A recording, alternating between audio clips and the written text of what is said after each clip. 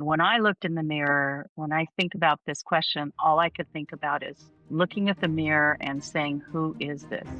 Who am I that I am so scared of my own shadow that I literally can't be left alone with him because he will talk me into coming back? What happened to my backbone? What happened to me? Why am I this shell of a woman that I used to be? Have you ever felt something was wrong but couldn't explain it? Like the person you love was slowly chipping away at your sense of self? We've been there. Different marriages, but to the same man, with the same toxic pattern. But God was still working. We're Lizzie and Dina, women of faith, survivors, and truth tellers. Surviving toxic relationships is for any woman stuck in confusion, healing after betrayal, or searching for her voice again. You are not crazy. You are deeply loved. Hello, everyone. Welcome back to Surviving Toxic Relationships with the Matadoras, Lizzie and Dina. And we have one of our most favorite friends, Jen. She's been on a couple of times before, and she is one that we love to spend time with. We love to hang out with. And she is one that this morning, when we were looking at this podcast and what the questions were, I reached out and I said, hey, Jen, I know this is last minute. Are you on a trip somewhere? Because you never know where Jen is. And she was like, no, I'm home. And I said, I know this is last minute. And if you can't do it, I completely understand. I said, would you mind being a part of this conversation? And of course, she is such a good sport. She is such a fun person. And we always enjoy our conversations. In fact, I'm laughing because we had a huge conversation starting this podcast before we pressed record. So now we're going to go ahead and get started. This conversation is totally different. We're going to be asking each other questions. We're going to kind of go down a little bit of memory lane. I know some of you have always heard a lot of our memory lanes, but this will look a little different. I know a while ago I did a podcast called Who Am I? It was a stage that after you recover or after you heal from a relationship, you sometimes figure out who you are. It just looks different. You're reinventing. Now we're going to put a little different twist to it. We're going to actually talk about who we were before him. And I'm sure that a lot of you would relate. I know that Dina and I were even a guest, I believe, yesterday, and someone had shared that she looked in the mirror and she wondered, who am I, when she was in the midst of everything. But that is one of those things I think everyone that's been in these types of relationships completely understand, especially with an intimate partner, because we tend to lose a part of ourself, a part of our identity, and it sometimes just slowly seeps out of us until we are the person that looks in that mirror and goes, who am I? So we thought we would take this trip. We would start the questions. We're going to try to keep this down narrow. We have a lot of questions, so we probably won't be able to cover them. And if you guys find this is a great conversation and you relate, let us know, and we could do another one because we got lots more to go. So I am going to start with something that's called the taste test. Now that seems really weird. Okay. So the first question, and I'm going to ask Jen. I mean, if I had like the popsicle sticks, because I'm a teacher, I'll do but it. I don't. I'm good. I'm ready. I said, okay, so what's something you liked, wore, watched, or listened to during your relationship? I want to assume the same person that I had dated, your ex, I don't know, that you now realize it really wasn't you. Ooh. So when I was first thinking, I try to just stick with what I first think of, even though there's probably many examples. One of the things that I think about has to do with food and restaurants. And my ex always wanted to go for Greek food. He just really liked Mediterranean. He had it in his mind that it was better for him or whatever. But he was very picky about that. And so even though I really liked fine dining, I like to go to good restaurants where they have a nice béarnaise on the sauce and that kind of thing. It just wasn't like I was trying to, go to fancy just for the money, but I liked, if I'm going out, I kind of want that special food. But he really liked the Mediterranean stuff. And we ended up going there well over at least 75% of the time we'd eat out. That's where we went. Either a fast food, Pita Hut type place, or a few restaurants, and I just didn't. I mean, I went along with it. I could eat the chicken, the rice wasn't so bad, but it was definitely not my favorite. I don't like pickled anything. I don't like olives. And so there wasn't that much on the menu that I liked, but I would find what I did like and I would manage. But I just went along with it because in the very beginning, if I said, no, we had that last week, or no, I don't want to, he'd make such a fuss and he'd turn it all around. And before I knew it, I was apologizing for having an opinion and we'd end up back there. So to this day, we've been apart about 5 years now. I have not gone to a Mediterranean restaurant yet. I mean, I'm not opposed to it, but it's just not where I'm going. I hear you. So, was it when you finally left that you were the final time that you left that you were like, "Yeah, that was my first realization that No, I'm not it going here wasn't in anymore." the first. There were so many other things. You know, there were activities I used to like to do and we didn't do. And if we get to that, I'll talk about that too. But as far as a food or a taste or a restaurant, there was the other thing was a constant watching of sports. Our TV was on to some sort of sports nonstop. And I know that's not necessarily a narcissistic trait because a lot of men love sports and that's perfectly fine. But the difference was I wasn't allowed to watch anything else. I wasn't allowed to go to another room and watch something I wanted to watch. I wasn't allowed to even I had to sit with him and act like I really was into this stuff. And so I'd ask questions, which sooner or later he decided I didn't really know anything about. But I knew a lot about a lot of sports, and I could watch some of it for a while. But then after a while, I was done. So I would like lean back on the couch and almost fall asleep or whatever it was. But yeah, I didn't like and now I don't watch anything. Nothing's on. I don't even have regular TV because I don't watch anything on it. So Yeah, no, I get that. And I can relate. I can remember I can think of all what you're saying cuz I went through that as well, but I do like sure. Mediterranean, Okay, but that's the good. other things Good for like the you. sports. Dina, how about you? I am a big movie person. I absolutely love movies. Me too. And I would say that the hard part for me was that it was always action, gunslinging, Terminator, those kinds of movies, westerns, lots of westerns. And I mean, I just had zero interest in any of that. And of course, this is back in the 80s. So we had one television. So it wasn't like you could go to the room and watch something else. Yeah.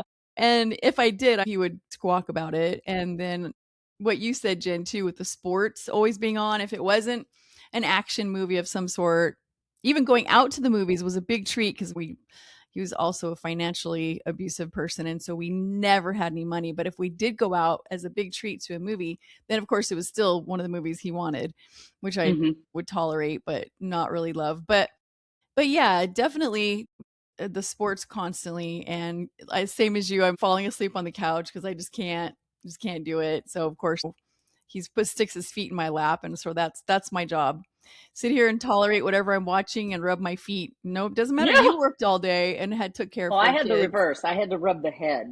I had, rub my head hurt, whatever, but the same thing.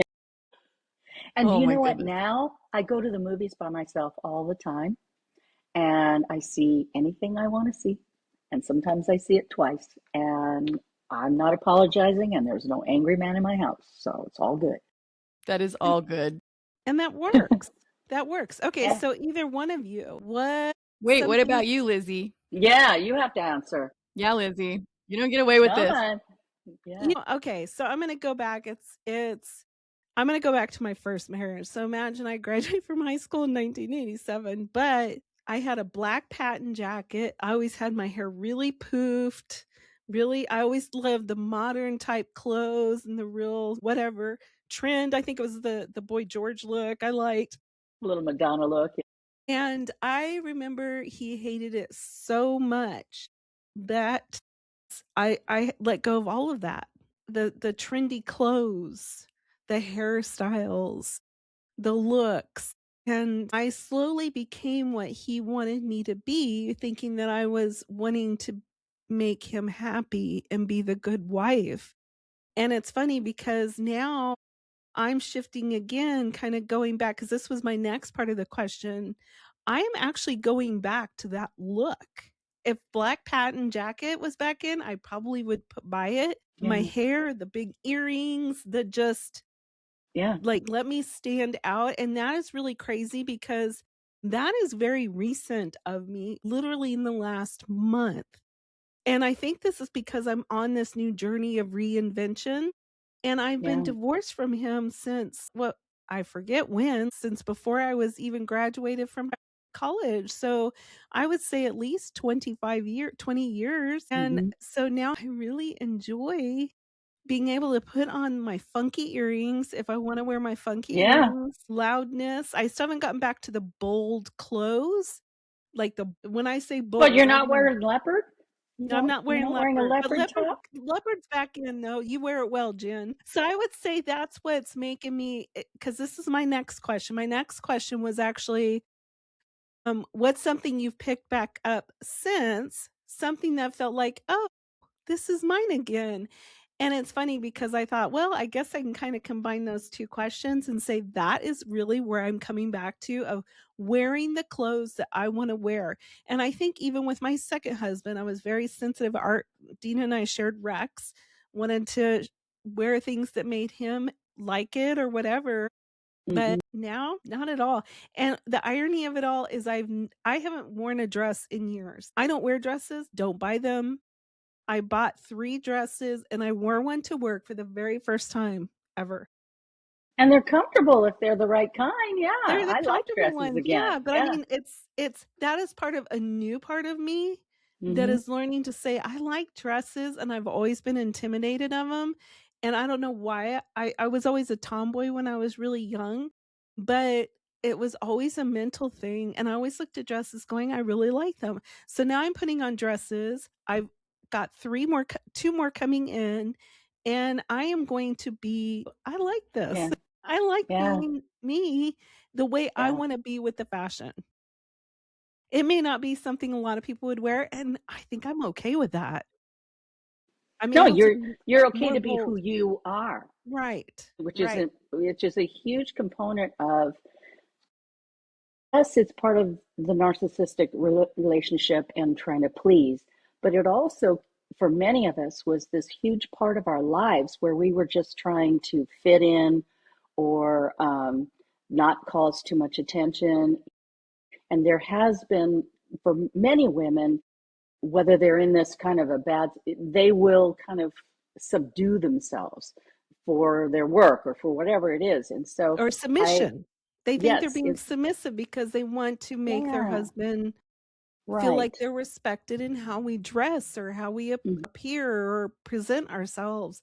So I Yeah, guess we'll kinda go back now to Dina, and then we'll sure. go back to you, Jen. Then come back to me. Sure. Yes. So what's something, Dina, that you can remember you've picked back up that feels like, "This is mine again"? You know what? For me, it's not just a one thing because I was 17 when I married him. So to be honest, I didn't even know who I was yet in my youthful state. Yeah. So really, I think just I got out of that relationship as a mom with kind of I mean, I'd finally gone back to school to go get my degree in radiology, and it was like my whole entire life changed immediately walking out that door. And some of it was just God's hand because I got my first supervisor position that I really didn't deserve, to be honest, because I didn't really have supervisor experience.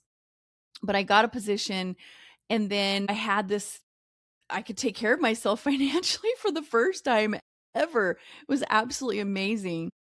And then at that point, I had agency. I had choice. I could do what I wanted to do. And then the kids had also started moving out. So I only had one kid left at home who was an adult. And that meant that I could go work out or do things for myself. I could go shopping. I could buy something. I mean, we were so financially devastated. We filed bankruptcy twice. All of his habits that were so destructive and so exhausting and so devastating to my self-esteem. I ended up losing like 40 pounds just because I was able to go to the gym and I wasn't stress eating ding dongs and Oreos anymore as much. I ate them still for fun, but what I'm saying, it's like I just it was like this oppressive weight was gone, and I got to actually decide who I was going to become, and it was so much fun and so freeing to get to be that person for the first time. I think that's a really good perspective because people can Yeah. relate to that have been there, done that, that may have gotten married so young and never really had any moment to find themselves before that and their identity. So, okay, Jen, so what's something that you might have picked up that you thought, oh, Well, I've got a little mix of what Dina just said because my first marriage, when I was first married, I was also 17 and I stayed married for 27 years. And it wasn't your typical toxic relationship. But now that I'm out of it, I look back on it, there was a lot of infidelity. And so I never felt safe and secure during that time.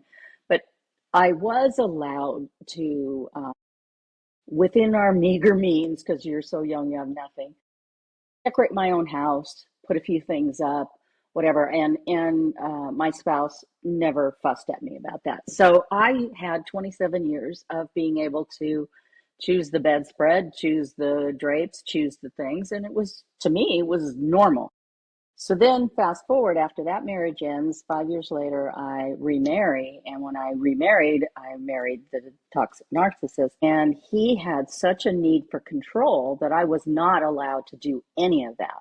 Partially, at first, we had moved into his house. So that was his domain, his man cave. He had everything the way he wanted it. Dare I touch anything? Even decorating for Christmas or anything like that. He had his own mindset for that. And it was very stifling, and I was shocked, but I thought, okay, I got to get through this. Is this normal? But then ultimately we ended up buying a house together. We bought multiple, sell this one, move that one, and so on. And every single time I was barely allowed to buy anything, or we did buy a couple pieces of furniture, but he had to be along to pick it out. He had to approve it. And, when there was two different things, it was always his choice, but even down to the decorating. And so I hadn't realized how stifling that was for me until that marriage ended. I moved out. I took the things I wanted and left none of the stuff that reeked of him, that had his style. And just being able to decorate my own house with the things I wanted to do, or the little crafts I do, or the paintings I've got, or pictures. Oh, pictures were a huge thing. He hated having pictures on the counter of his family or mine. Didn't matter. He didn't want any of them around. He felt that that was tacky. And now I have pictures of the loved ones everywhere, and I like that. So I have come full circle to who I am with regards to my environment. And it always sounds like such a little small thing, but it is I think, especially for women, but it is a big deal. it is a big deal, and that is I think women, we need to nest. Most of us need Yes. to nest. We want to have control. If we love the kitchen, we want to have control of the kitchen.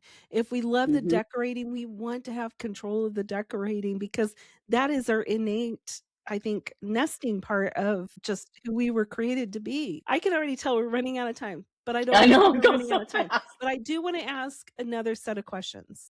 It's called the mirror test. When's the first time after you left that you looked in the mirror and didn't quite recognize who was looking back?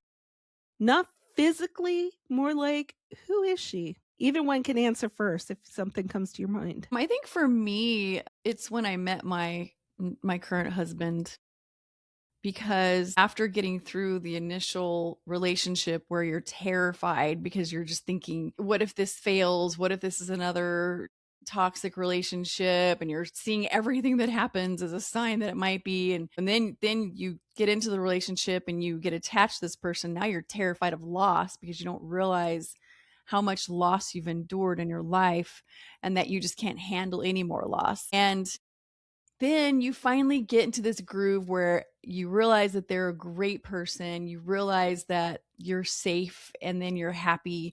And that's when I would look in the mirror and be like, wow, I see happy. And my kids would even say that, and friends would say that. You look happy, truly happy. And you don't realize how unhappy you were, really. I mean, I knew I was unhappy, but I always tried to make the best of it, and just all the happy times in between, I just gleaned onto those.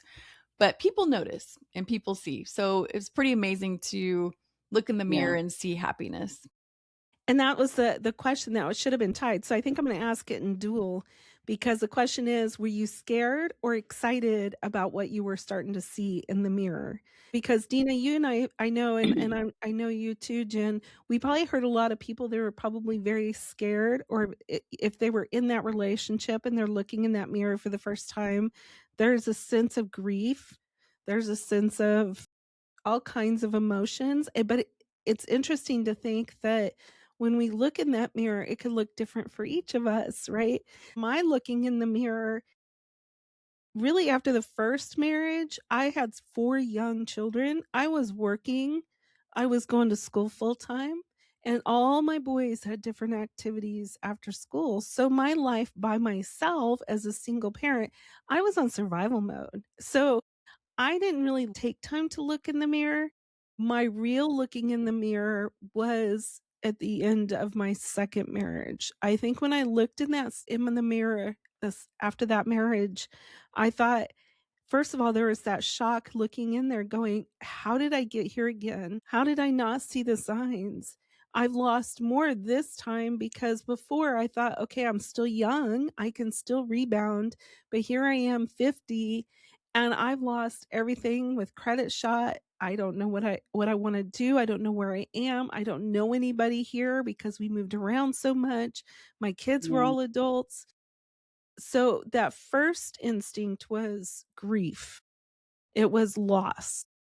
There was so much emotion that all my little hopes and dreams with my midlife was gone. And knowing that I didn't have the years that I would have had after my first marriage. But now I look at it, you go through different phases, right? So now I look at it and I'm excited because now it's like the reinvention part. So different phases. How about you, Jen? So when my second marriage ended, my first marriage I was devastated, but my second I ended it because it was so horrible and so toxic. And when I looked in the mirror, when I think about this question, all I could think about is looking at the mirror and saying, who is this? Who am I that I am so scared of my own shadow that I literally can't be left alone with him because he will talk me into coming back? What happened to my backbone? What happened to me? Why am I this shell of a woman that I used to be? And people who know me, especially now, I'm lots of fun. I'm a fun girl. I love to go places and do things and try adventures. But during that time, on those 15 years, I didn't get to do that. It was very limiting. And I became very scared and very shamed, just total shame. And so when I would look in the mirror, I often saw the red rings from all the crying and the puffiness from all the crying and just a miserable person. And I tried and tried. I had to see that to really say, enough of this, enough, get out. But it took a couple of years before I could look in the mirror and see myself again. And yes, I do get excited, but I also am very hesitant. I have been humbled to such a level that I still have that in me, that humbleness of, and not necessarily a good, godly humble, a more of, I don't feel worthy of a lot of things, you know. So I know better in my head, but in my heart and often in my eyes, it's there. And so that happened. And that's so easy, I think, for anybody to experience those waves of moments. But it's kind of I cool still because get triggered, for example. I I can bet you get triggered. do. Yeah. Yeah. If I stayed any longer in that relationship, I'd have a lot more triggers too. I'm just Yeah. saying, I mean, Yeah. hello. I did a lot Hello, of damage. trigger. Yeah. Why Here it don't is you sit again. down and spell? Let's have a Yeah. conversation. Yeah. Why? What now again? Yeah, and so I love the fact that Dina looked in the mirror and thought, "Hello, there she is again." And some of us look in the mirror and we feel the deep grief, but that goes to show that sometimes the different phases we experience different thought processes. Is there And anything I think else? it's hugely different when you have, and it doesn't mean that you have to, but when you have a man who loves you, a good man who loves you and loves you for who you are, I think recovery is very different than myself. I'm alone, and Lizzie, right now you're alone, and you've had some trials. But that said, it doesn't mean that I define myself by a man. I really don't. But I know there's a huge amount of comfort and safety when you have that kind of love in your life. Yeah, most definitely. And this is probably the first time I've said this on air, and Dina has been there when I've said it. There were seasons of my life in the past 2 years that my trial, my grief or whatever I'm dealing with, that I felt the loss of a partner that could have been the shoulder to lean on Hmm. that I don't necessarily have, but Right. I think those feelings are so normal and so valid, and I still say marriage is a beautiful image that the Lord had Hmm. created. We're referenced as the bride of Christ. So Right. I love the imagery of that, and I think what beautiful words to say, and so I think I give myself room to grieve in those Yeah. windows or in those pockets when I don't have that person, that partner to walk in the door after a hard day, or if I want to Right. share something exciting and Hmm. my kids are all adults, I could share with them, but it's not the same. They're not No, it's invested in not. me the And same, right? girlfriends are great, and God, Yes. my faith is great, and my Bible study group is great. And, but there's something special about a good man who Yes, is there for you. absolutely. Jen and I would both say that we celebrate Dina where she is in the relationship. Yeah. And Jen and I think we, even though if God brought someone in our life, praise him. If he Hmm. doesn't, I think we're both at peace with where God Yes. put us. It doesn't mean, so if you're in a life of being single and Yeah. you're reinventing in this whole new world, it's okay. It's okay Yeah. if you have those pockets of grief, but if you have more peace and you're enjoying the direction in the areas that God is leading you, that is a beautiful place to be. And even though this may seem like a worldly thing to say, it is better to be single for the right reason than to be married for the wrong. Because Absolutely. most people who marry out of desperation end up in the most desperate situations. Absolutely. And that's probably one of the biggest things that when I think about my personality, I've just become so much more cautious that it's going to take somebody very special Yeah. to break that down. And if not, I am totally fine with the work I'm doing for God now, the things that I do for charity and for other people. I'm perfectly good. But I do think about that, and some poor innocent guy comes along. I'm going to be very careful. And we need to celebrate over those that are like Dina in a really good, healthy relationship because Exactly. I'm so happy for it's my just friends. Yeah. yes. Yeah, and I have no Yeah. problem calling Martin if I need something to be fixed on my car. I mean, no, I'm just kidding. Sorry, Dina. But anyway, Dina, did you have anything to say before we close? The only thing I would say is that if you do end up in a relationship, another relationship, make sure 100% sure, take your time this time. Don't rush in. Don't let them force you. Don't let them push you because they might look totally different. Lizzie can tell you all about that. And Jen Hmm. can tell you all about that, where the second one may look so different than the first one that you have no reason to have any red flags. But you Oh, yeah. have to give these relationships time, and you can't do time with long distance. That won't work. You have to be close by No. this person, know their friends, know their family, Me, family. meet their family. If they're withholding their family or their family's not in the Yeah. picture, that could Yeah. be a problem Red too, a red flag. flag. Yeah. But when you do find that person, that really special person, it's probably going to be because you did some really deep homework and Hmm. you've healed Yeah. some things in your heart to where your filters are now cleaned up and you can Yeah. recognize You a see healthy things more relationship. clearly. Yes, and in my case, my daughters found him. I would have picked somebody else bad. I know I would have. They literally found him and said, "This is a guy that we like. Thank God." Good for Um, them. Yeah. and he's Yeah. fantastic, and it's been 13 years, and we are as happy as clams, and the thing That's is it's wonderful. true. The love from someone good and kind can really heal those places Hmm. in your heart that were damaged, the intimate places that were damaged by someone that was cruel and harsh. And but that doesn't mean that if you decide to stay single, you're not going to heal. And I'm not saying that. It can just No, go a and lot in fact, quicker. there are lots of good things about staying single. My Mhm. favorite is, you can do all the different things you like to do, and there's no angry man in your house. So that's wonderful. Yeah. But yeah, or Mhm. or the judgment of everything that you choose to wear or do or go to. Yeah, most definitely. Just to continue to illustrate the ideas, but I know you're trying to wrap up.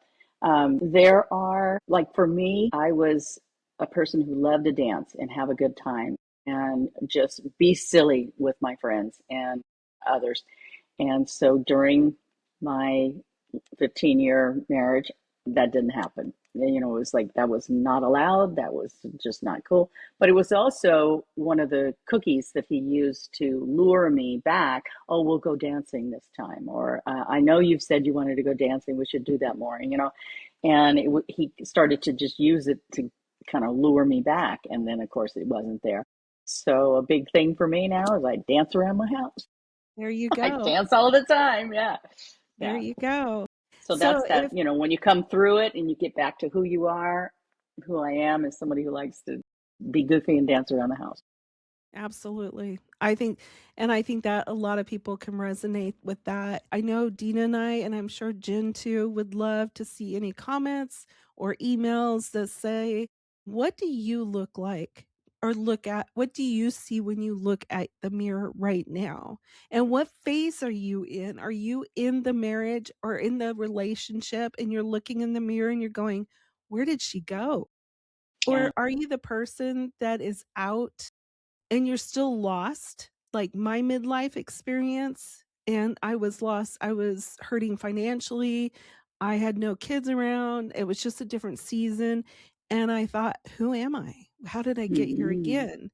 Or are you the person like Dina that looked in that mirror when she was out of her relationship and the healing and the moving on, that there she is. I like Yeah. this person. I love It that. doesn't Yeah. matter, right? But we all need to know that we've looked in our mirrors and we saw different things before we were with him.